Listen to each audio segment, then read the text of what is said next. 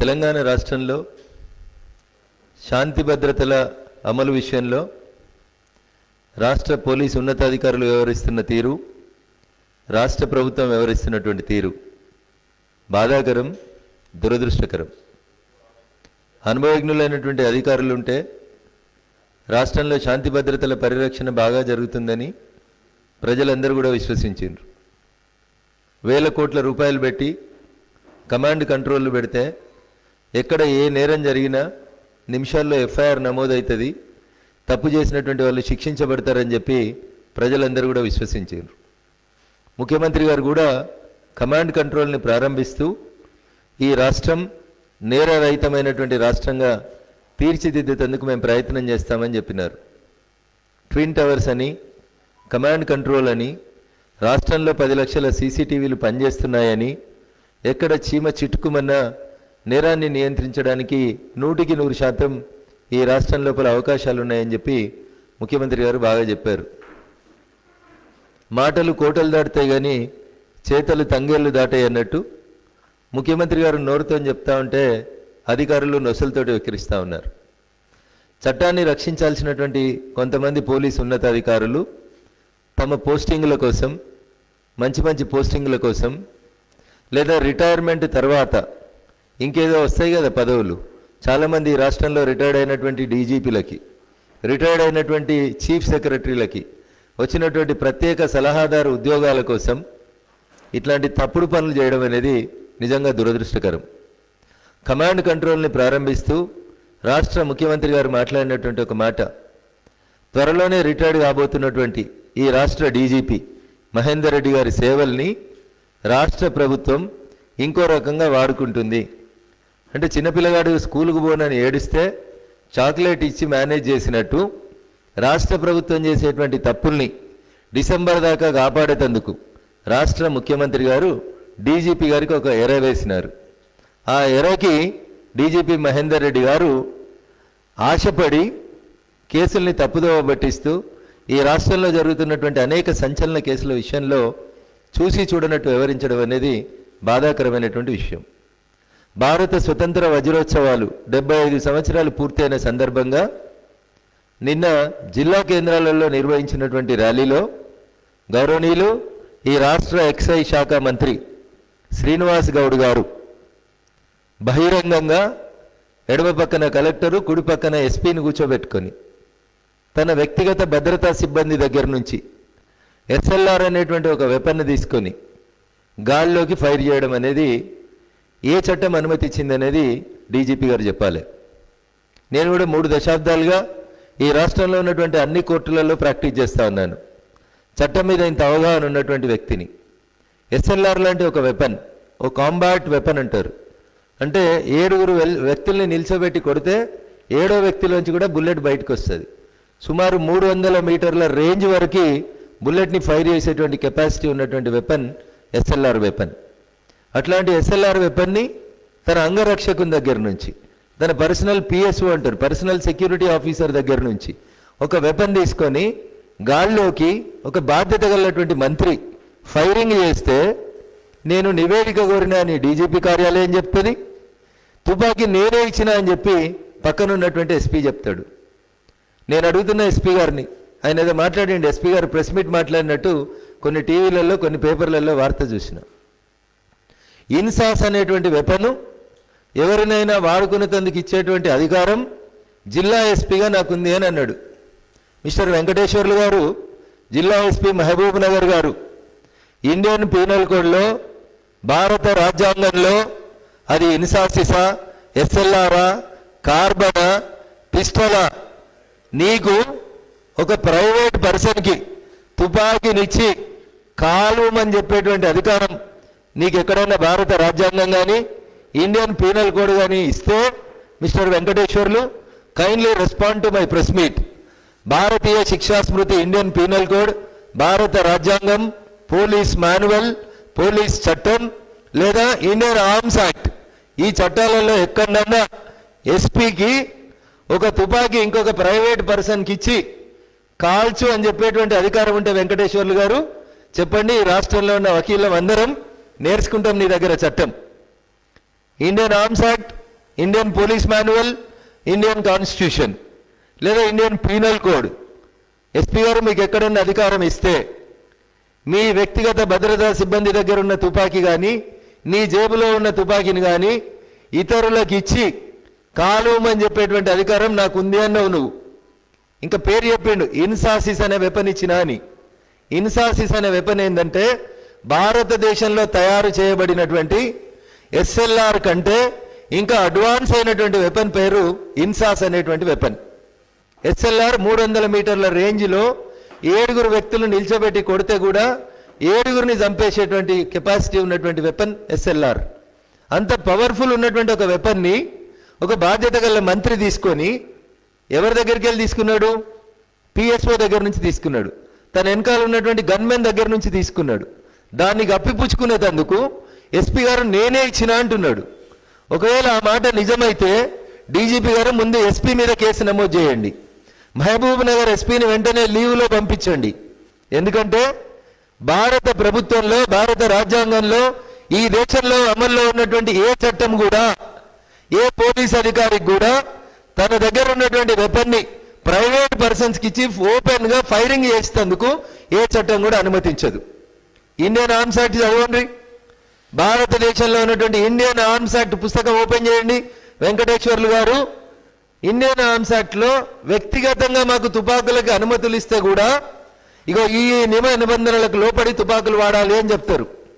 బహిరంగ ప్రదేశాలలో వెపన్ చూపెట్టకూడదు అని చెప్తారు. అట్లాంటిది ఒక బాధ్యత గల మంత్రి తన పక్కన ఉన్నటువంటి తన పర్సనల్ సెక్యూరిటీ ఆఫీసర్ పిఎస్ఓ దగ్గర నుంచి ఒక లోడ్ అయినటువంటి ఇన్సాస్ వెపన, ఎస్ఎల్ఆర్ వెపన తీసుకొని గాల్లోకి కాల్పులు జరుపుతా ఉంటే లోడ్ అయింది వెపన్. పిఎస్ఓ లోడ్ చేసి ఇచ్చినటువంటి వెపన్ ఈ పక్కనున్న ఎస్పీ మీదకో, ఆ పక్కన ఉన్నటువంటి కలెక్టర్ మీదకో ఆ బుల్లెట్లు వచ్చి ఉంటే సుమారు 25,000 మంది దాకా ప్రజలు అక్కడ ఉన్నటువంటి ఆ సందర్భంలో ఆ బుల్లెట్లు గురి తప్పి, మంత్రి ఏమన్నా ఎక్స్పర్టా? మంత్రికి ఏమన్నా లైసెన్స్ ఉందా? మంత్రి ఏమన్నా రోజు ఫైరింగ్ ప్రాక్టీస్ చేస్తాడా? గాల్లో కాల్చేది ఎదురుగున్న జనం మీద గాలిస్తే ఎస్ఎల్ఆర్లు, కార్బన్లు, ఇన్సాసిస్లు అన్నీ కూడా రిపీట్ అనే మోడ్లో పెట్టి ఉంటే దాంట్లో ఉన్న అన్ని బుల్లెట్లు బయటకు వచ్చేదాకా ఫైర్ అవుతాయి. 2 బుల్లెట్లు 5 బుల్లెట్ల తర్వాత కాదు. ఒకవేళ మాన్యువల్ మోడ్లో పెడితే 2 లేదా 5 బుల్లెట్లకు ఆగిపోతుంది. నేను అడుగుతా ఉన్న డీజీపీ గారిని, వెంకటేశ్వర్లు గారిని, ఎప్పుడు రమ్మంటారు మీ ఆఫీస్కి?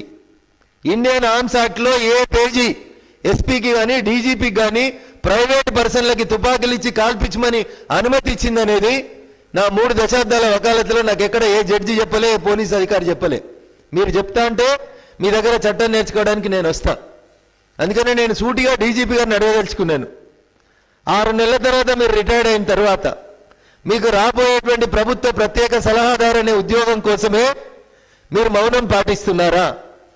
లేదు భద్రత మాదే, బాధ్యత మాదే, తప్పు చేసినోడు ఎవరైనా సరే చట్టం ముందు అందరూ సమానమే అయితే డీజీపీ గారు నేను మిమ్మల్ని అడుగుతున్నా, ఎందుకు నిన్న ఫైర్ చేసినటువంటి తుపాకీని ఇప్పటిదాకా మీరు సీజ్ చేయలేదు? నేరమే. మంత్రి గారు తుపాకీతో గాల్లోకి కాల్పులు జరపడం ఇండియన్ పీనల్ కోడ్ ప్రకారం నేరము. ఐపీసీ 336 కింద మంత్రి శ్రీనివాస్ గౌడ్ గారి మీద కేసు నమోదు చేయాలి వెంటనే. ఇండియన్ ఆర్మ్స్ యాక్ట్ సెక్షన్ 25ని వైలేట్ చేసినందుకు శ్రీనివాస్ గౌడ్ గారి మీద కేసు నమోదు చేయాలి. ఇప్పటిదాకా వాడినటువంటి తుపాకీని మీరు సీజ్ చేయలేదు. వాడిన బుల్లెట్లు రబ్బర్ బుల్లెట్లు. సాయంత్రం కొత్త కథ. అంటే ఇప్పుడు నాకు 2 గన్మెన్లని 2 పిఎస్ఓలని ప్రభుత్వం ఇచ్చింది. నా పిఎస్ఓల దగ్గర ఉండే తుపాకులలో రబ్బర్ బుల్లెట్లు ఉన్నాయా? రబ్బర్ బుల్లెట్లతో నా గన్మెన్లు, నా పిఎస్ఓలు నా వెనకాల తిరుగుతున్నారా? కార్బన్లో, ఎస్ఎల్ఆర్లో, ఇన్సాసిస్లో మీరు రబ్బర్ బుల్లెట్లు పెట్టి పంపుతుర్రా ఎస్పీ గారు, డీజీపీ గారు? మా గన్మెన్లు మాకు రక్షణ ఇచ్చేది అనుకుర్రా? రబ్బర్ గోళీలు పెట్టుకొని అక్కడక్కడ పబ్లిక్లో మేము ఫైరింగ్ చేస్తుంటే షో ఆఫ్ సినిమా చూడడానుకున్నారా? ఏది కరెక్ట్ డీజీపీ గారు? శ్రీనివాస్ గౌడ్ గారికి థ్రెట్ ఉందని, శ్రీనివాస్ గౌడ్ గారిని చంపేందుకు, హత్యాయత్నం చేసేందుకు ప్రయత్నాలు జరుగుతున్నాయని స్పెషల్ ఎస్కార్టు, ముంగటో పోలీసు, వెనకాలో పోలీసు, 10 మంది గన్మెన్లను ఇచ్చారు కదా, వాళ్ళందరి దగ్గర రబ్బర్ బుల్లెట్లే ఉన్నాయా? గిట్లే ఉంటుందా మరి? ప్రాణహాని ఉందన్న ఒక మంత్రి పర్సనల్ సెక్యూరిటీ ఆఫీసర్ పిఎస్ఓ దగ్గర ఉన్న ఎస్ఎల్ఆర్లో రబ్బర్ బుల్లెట్లు ఉంటే మరి ఇలా మేము ఎమ్మెల్యేలు అందరం ఆలోచించుకోవాలి. మా వెనకాల ఉన్న పిఎస్ఓల దగ్గర గన్మెన్ల దగ్గర ఉన్న తుపాకులలో ఒరిజినల్ బుల్లెట్లు ఉన్నాయా, రబ్బర్ బుల్లెట్లు ఉన్నాయా? డీజీపీ గారు దీనికి సమాధానం చెప్పాలి. డీజీపీ గారు మీరు 3 తప్పులు చేసిండ్రు. ఎస్పీ గారి సమక్షంలో వెపన్ వేలిస్తే ఇప్పటిదాకా వెపన్ సీజ్ చేయలేదు. బుల్లెట్లు రబ్బర్ బుల్లెట్లా, ఒరిజినల్ బుల్లెట్లా, కార్ట్రిడ్జ్లు సీజ్ చేయలేదు. వెపన్ని ఫోరెన్సిక్ సైన్స్ ల్యాబొరేటరీకి పంపించలేదు. ఫైర్ చేసినటువంటి మంత్రి మీద Indian penal code 336, Indian arms act 25 కింద కేసు నమోదు చేయడానికి అవకాశం ఉంటే కూడా కేసు నమోదు చేయలేదు డీజీపీ గారు. ఎందుకు? మీ ఎస్పీ గారిని రక్షించేందుకు ప్రయత్నం చేస్తున్నా, లేదా డిసెంబర్లో నువ్వు రిటైర్డ్ అయిన తర్వాత నీకు వచ్చే కొత్త ప్రభుత్వ సలహాదారు అనే ఉద్యోగం కోసం ఆలోచిస్తున్నావా? దేనికోసం మీరు మౌనంగా ఉన్నారనే చెప్పాలి. ఇప్పటికైనా డీజీపీ గారు ఎస్పీ కార్యాలయం నుంచి నివేదిక కోరినా అని చెప్తున్నావు. ఎస్పీ పోస్టింగ్ ఎవరు చెప్తే అయింది? జిల్లా మంత్రి గారు చెప్తే ఎస్పీ పోస్టింగ్ వస్తుంది. ఎస్పీ జిల్లా మంత్రితో చెప్పి పోస్టింగ్ తెచ్చుకున్నటువంటి ఎస్పీ జిల్లా మంత్రికి వ్యతిరేకంగా నివేదిక ఇస్తాడా? మీరు నిజాయితీగా నిన్న మంత్రి ఫైర్ చేసినటువంటి వెపన్ని సీజ్ చేసి ఫోరెన్సిక్ సైన్స్ ల్యాబొరేటరీకి మీరు పంపిస్తారా? పంపరా? మీరు పంపకపోతే మీరు చేసినటువంటి తప్పుని ఎండగడుతూ రాష్ట్ర సర్వోన్నత న్యాయస్థానంలో రిట్ పిటిషన్ దాఖలు చేయమంటారా డీజీపీ గారు? You kindly respond sir. బాధ్యత గల డీజీపీగా, ఈ రాష్ట్రంలో శాంతి భద్రతలను రక్షించాల్సినటువంటి ఒక అధికారిగా, ఐపీఎస్ బాధ్యతలు కలిగినటువంటి ఒక వ్యక్తిగా మీరు రెస్పాండ్ కండి. రబ్బర్ బుల్లెట్లే సీజ్ చేయి. మంత్రి అంటాడు దాంట్లో బుల్లెట్లు లేవు, ఉత్త సప్పుడు వచ్చింది అంటాడు. పొద్దుగల రబ్బర్ బుల్లెట్లు, పొద్దుకి సప్పుడు వచ్చింది. నేనంటున్నా గన్మెన్ దగ్గర నుంచి పిఎస్ఓ దగ్గర నుంచి తీల్చి ఫైరింగ్ చేసిరని. మీరు అంటున్నారు మా ఎస్పీ ఇచ్చిండని. ఒకవేళ ఎస్పీ తుపాకీ ఇస్తే ఎస్పీని కూడా ముద్దాయం చేయాలి డీజీపీ గారు. బహిరంగ ప్రదేశాల్లో వేలాది మంది ప్రజలు గుమిగుండేటువంటి ప్రాంతం లోపల ఓపెన్ ఫైరింగ్ చేయడం తప్పు. మీరు చెప్పిన ప్రదర్శనలలో పబ్లిక్ ప్లేసులలో రివాల్వర్లు ఫైర్ చేస్తారని. రివాల్వర్లు ఫైర్ చేయడం వేరు, ఎవరైనా విఐపి చనిపోతే గౌరవార్థం ఫైరింగ్ చేయడం వేరు. క్రీడా పోటీలను ప్రారంభం చేసేది ఉంటే ముందే పోలీసులు అక్కడ ఒక రబ్బర్ వెపన్స్ ఉన్నటువంటి రబ్బర్ బుల్లెట్లు ఉన్నటువంటి వెపన్లను తెచ్చి పెడతారు. 3 రోజుల క్రితం ఒకసారి కూడా మంత్రి ఇట్లే ఫైరింగ్ చేసిండని తెలిసింది. మొక్కై వంగనిది మ్రానై వంగున. ఒకసారి తప్పు చేస్తే నువ్వు ఎఫ్ఐఆర్ చేయలేదు, అందుకని రెండోసారి కూడా శ్రీనివాస్ గౌడ్ గారు తప్పు చేస్తూ ఉన్నారు. అందుకని రాష్ట్ర ప్రభుత్వం, రాష్ట్ర ముఖ్యమంత్రి గారు ఇన్వెస్టిగేషన్ నిజాయితీగా జరగాలని మీకు కోరికుంటే శ్రీనివాస్ గౌడ్ గారిని మంత్రి పదవి నుంచి తప్పించాలని భారతీయ జనతా పార్టీగా మేము డిమాండ్ చేస్తూ ఉన్నాం.